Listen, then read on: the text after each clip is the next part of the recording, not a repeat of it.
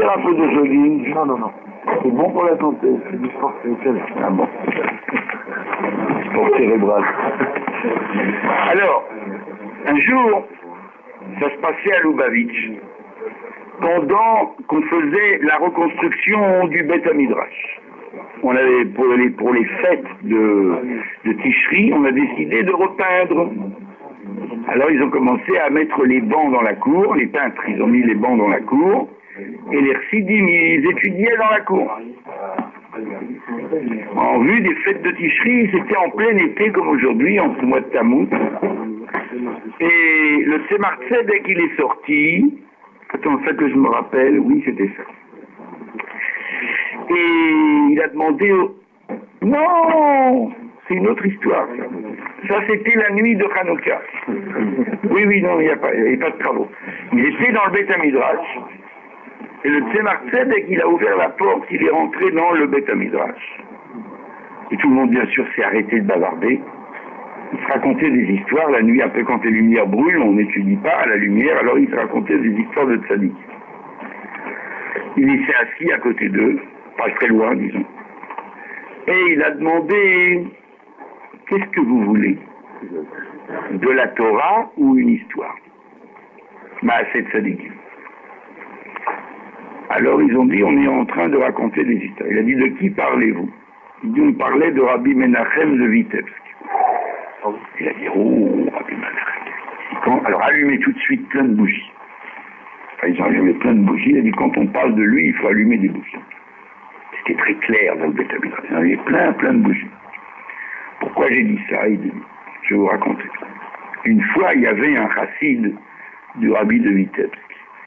Il était Shochet ou Bodek. Et il était aussi Moël.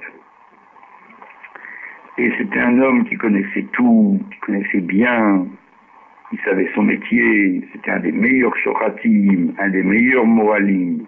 Et de ça, il en retirait une fierté. C'est difficile, quand on sait qu'on excelle dans tout, difficile. Donc il en retirait une certaine fierté. Un jour, il est entré en Yéchidout, chez le Rabbi de Vitebsk. Le Rabbi de Vitebsk lui a dit, il faut que tu modères ton orgueil. Et il faut que tu modères ton orgueil parce qu'il te cherche. ILS. Ah là, ils sont nombreux. Quand nous on dit il, c'est le gouvernement. Ils nous embêtent, ils ont augmenté les taxes. Mais lui, il savait ce que ça voulait dire, il n'y a pas de gouvernement là-bas. Il te cherche. Et attention, si on vient te chercher pour une Brit Mila dans un endroit que tu ne connais pas, tu n'as pas de connaissance des parents, n'y va pas. Le Shochet, il a hoché la tête, et une fois qu'il était dehors, il avait déjà oublié. Ça lui est passé comme ça par-dessus la tête. 15 jours après, quelqu'un s'arrête devant sa maison avec une voiture, et c'est un cocher, la voiture est vide, le cocher descend, il dit, j'ai une commission pour vous, il y a une Brit Mila à exécuter à 50 km d'ici. Pas de problème, il se rappelle même plus ce que le rabbi lui a dit. Il prend sa trousse, il monte avec le cocher, ça lui arrivait souvent qu'on venait le chercher, mais il connaissait toujours déjà. Il est monté dans la voiture, et la voiture a démarré. On roule. Il sent que c'est un peu bizarre, parce que la voiture, elle s'enfonce dans la forêt, c'est pas une route. Et la voiture, elle brinque-balle des deux côtés, il y a du tangage, du roulis de deux côtés. Et il tape à la vitre pour essayer il voit qu'il n'y a rien, le chauffeur, le cocher n'entend pas. Il essaye d'ouvrir la porte, elle est bloquée. Il a compris qu'il est tombé dans un traquenard. Il s'est rappelé. À ce moment-là, il s'est rappelé. Bon, il dit tant pis, je prends mon mal en patience. Il arrive comme ça, il roule dans la forêt sombre, il voit rien. Au bout d'un certain temps, il s'arrête dans une clairière, il y a une petite maison devant eux, et le cocher descend, il lui débloque la porte, il ouvre, il descend avec sa trousse, il n'est déjà plus tellement rassuré, petite maison avec une petite lumière. Il va là-bas directement dans la maison, il frappe, il entre, entrez, on lui dit, il y a une votre femme qui lui dit entrez, il entre, une grande salle, Et il y a dans un coin, il y a une femme avec un berceau et avec un petit bébé. Et il s'approche, il comprend que c'est pour ça qu'on est venu le chercher, il n'y a personne d'autre. Elle le regarde, elle lui dit, mon pauvre ami, vous êtes tombé dans un piège. Comme moi aussi, je suis tombé dans le piège il y a X années. Ici, c'est la maison où habite le roi des démons. Et je suis marié avec lui. J'ai rien pu faire, je suis tombé dans le piège. Je me suis laissé avoir. Mais comme l'enfant, il est affilié à la mère, alors c'est un enfant juif, du Ham Israël, et j'ai obtenu de lui faire la Brit Mila.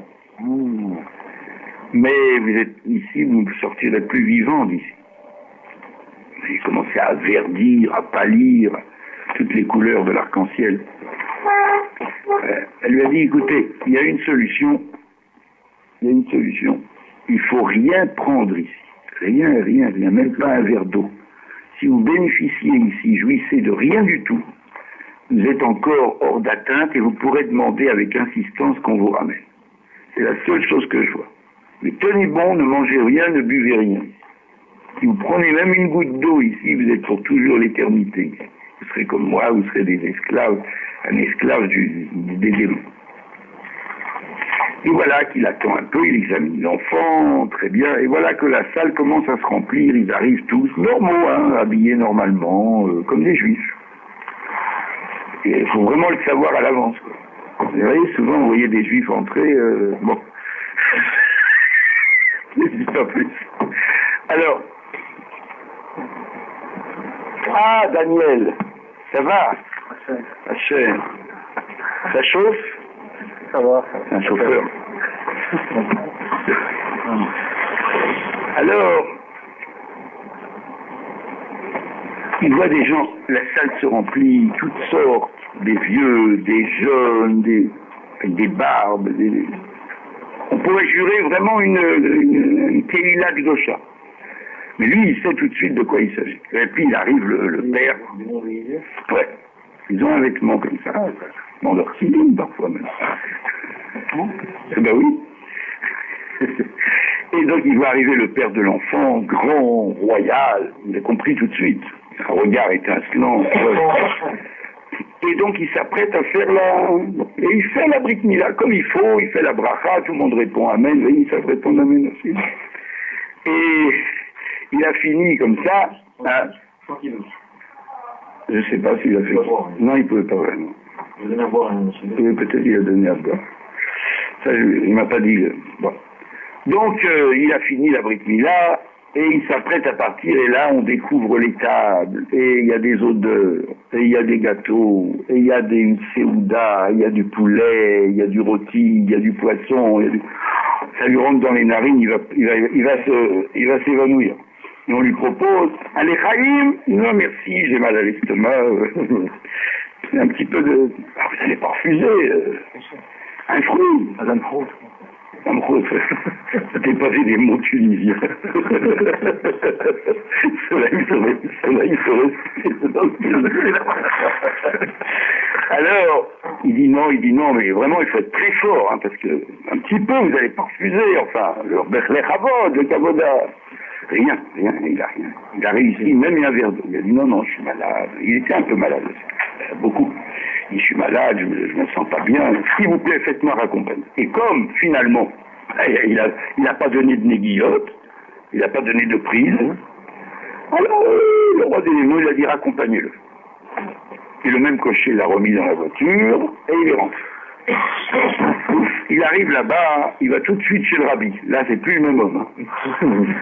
Il va tout de suite, le rabbi, il veut arriver là-bas, le secrétaire lui dit, le rabbi ne te reçoit pas, il ne reçoit pas les impurs. Alors il a compris, il est parti au milieu, il s'est trempé je ne sais pas combien de fois, avec des cavanotes, il a commencé à lire tout le Sefer Tilim. À la fin, il a réussi à avoir une ridoute pour le lendemain. Il est rentré, le rabbi le regarde et dit alors, qu'est-ce que tu as fait de mon avertissement? Il dit écoute-moi maintenant. Ton tikkun à toi, hein, pour avoir fait ça, c'est que dans quelques temps, ils vont encore te rappeler pour encore une Brit Mila dans le même genre. Il y aura la même assemblée. Cette fois-ci, tu vas y aller. Sur mon ordre, tu deviens mon chaliard. Cette fois-ci, tu vas y aller, et cette fois-ci, tu vas les annuler. Tu es parti sur mon ordre. Vas-y. Et il ne menait pas large, hein, il était dans ses petits souliers, parce qu'il avait goûté déjà ce que c'était. Tu es obligé d'aller, c'est mon ordre. Il y a comme ça que tu peux te racheter. Mais attention, après la Brit Mila, tu vas te planter devant chacun d'entre eux. Tu vas le regarder dans les yeux, et tu vas lui dire, vous n'êtes rien. Parce qu'en vérité, ils sont rien. Au fond des choses. Vous n'êtes rien. Et rien qu'en lui disant ça, il va disparaître. Tu vas faire ça avec tous, ou presque tous. Il ne va pas dire plus. Alors il est parti, au bout de 15 jours, on vient le chercher de nouveau, le même cocher. Cette fois-ci, il s'y attendait. Il n'était pas le même homme, hein, cette fois-ci. Il a pris la trousse, il est parti là-bas, et encore la voiture, elle a roulé dans la forêt, il s'est retrouvé dans la même maisonnette, c'est un autre bébé. Et il a commencé à faire son travail. Quand il a eu fini, de nouveau, ils ont déplié les tables, déroulé les nappes, et là, on a vu tout. Il n'a pas voulu non plus, il a refusé tout. Et à la place, au lieu de s'en aller, il s'est mis devant chacun des démons, et il lui a dit, vous n'êtes rien. Et il a vu le type disparaître. Vous n'êtes rien. Enfin, je ne vais pas vous regarder. Vous n'êtes rien. Et on voit au fur et à mesure l'assemblée, elle rétrécit. Elle rétrécit comme un bout de savon en dessous de l'eau. Tout doucement, il y en a de moins en moins. Et à ce moment-là, le roi des démons, il s'adresse à lui, il lui dit, Vermisseau, ver de terre, viens ici. Qui tu es ici pour de... Et à ce moment-là, il a arrêté bien sûr d'annuler les... Et ils ont commencé à sortir des langues, il a vu que c'était leur vraie personnalité. Ils ont sorti des griffes, des ailes, des cornes, des langues, il y en a qui s'envolaient par la fenêtre. Il a vu leur vrai, c'était vraiment pas beau à voir. Avec du feu qui sortait de la bouche. Il lui dit, qui tu es ici pour diminuer mon armée? Qu'est-ce que tu es, toi? Un fils de femme terrestre. Il a dit, moi je suis un chaliard du rabbi de Vitebsk. Le rabbi de Vitebsk, je les connais, vos rabbis. Je les connais, vos tzadikim. Ils sont tous marqués chez moi. Il a amené-moi le livre. Il dit, je vais te proposer quelque chose. Je vais t'avertir à l'avance.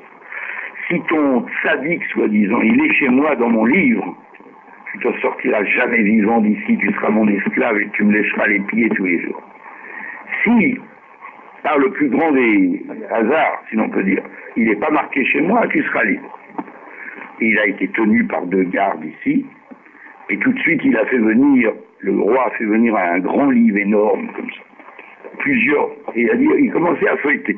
Lui il attendait, il n'emmenait pas large, il coulait, les sueurs lui coulaient dans le dos. Il a commencé à feuilleter, il lisait les noms au fur et à mesure.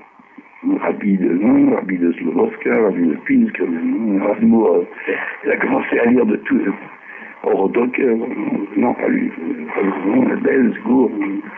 Il a commencé à lire tous les noms des tzadiks. Spinker, Alexander, Amshin, tout. Il a lu tout. Et les pages tournent, et des noms que lui connaissait même pas, des gens d'Extrême-Orient, des gens de partout.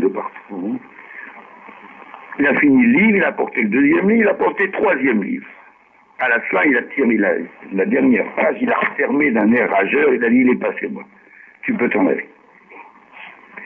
Alors il a été libre, il est reparti, et là le rabbi l'a reçu, il savait lui le processus, il s'est trempé dans le mikvé, tout de suite. Après, il a été reçu par le rabbi qui l'a reçu avec un grand sourire. Il a dit, tu as fait un travail extraordinaire et à l'avenir, c'était fini.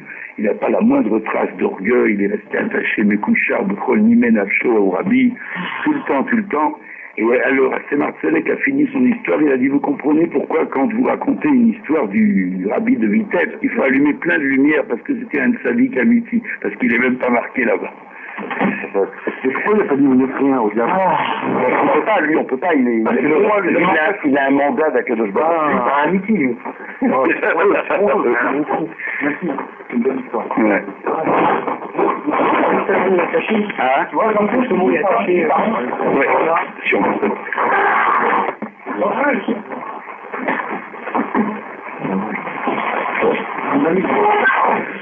Martin est quand Hein?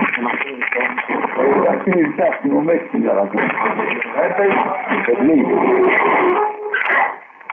Elle est marquée sur mon corps. On n'a pas fini encore. Edlib, il l'a entendu à Lubavitch. À Lubavitch, à l'époque. Tu peux faire avec la tricherie?